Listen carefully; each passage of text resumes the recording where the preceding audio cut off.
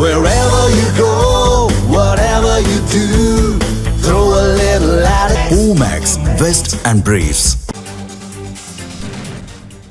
சற்றுமுன் கிடைத்திருக்கும் அண்மை செய்தி. கரூர் துயர சம்பவம் தொடர்பாக கைது செய்யப்பட்ட தாவேகா நிர்வாகி மதியழகனுக்கு 2 நாள் எஸ்ஐடி காவல்.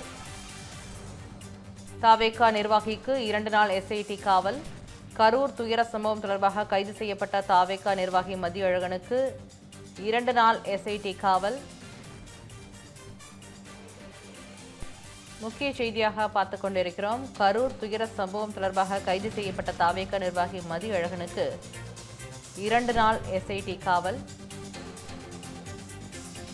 தாவேகா நிர்வாகிக்கு 2 நாள் எஸ்ஐடி காவல் வழங்கப்பட்டுள்ளது.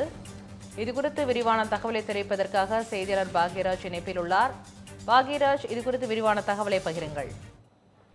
பராசக்தி, கரூர் மாவட்ட நீதிமன்ற வளாகத்தில் தமிழக வெற்றி கழகத்தின் மேற்கு மாவட்ட செயலாளர் மதியழகனை 5 நாள் காவலில் எடுத்து விசாரணை நடத்த சிறப்பு புலனாய்வு குழு மனு தாக்கல் செய்திருந்தனர். இதற்கு எதிர்ப்பு தெரிவித்து தமிழக வெற்றி கழகத்தின் வழக்கறிஞர்கள் எதிர்ப்பு தெரிவித்துள்ளனர்.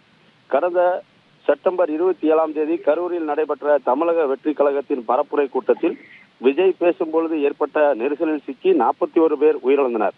இது தொடர்பாக தமிழக வெற்றி கழகத்தின் கிழக்கு மாவட்ட செயலாளர் மதியழகன் மற்றும் நகர நிர்வாகி பவுன்ராஜ் ஆகியோரை கைது செய்து அக்டோபர் 14ஆம் தேதி வரை நீதிமன்ற காவலில் உள்ளனர். இந்த நிலையில் இந்த வழக்கு சிறப்பு புலனாய்வு 5 நாள் கஸ்டடி எடுத்து விசாரிப்பதற்காக கரூர் குற்றவியல் நீதிமன்றத்தில் மனு தாக்கல் செய்தனர்.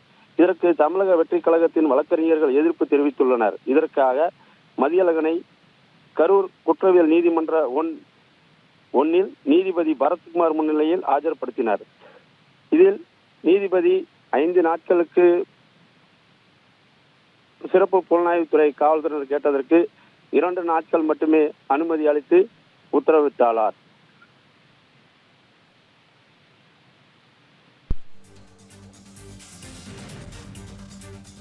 தகவலுக்கு நன்றி Bhagyaraj. Wherever you go, whatever you do, throw a little at it. Omax, Vest and Briefs.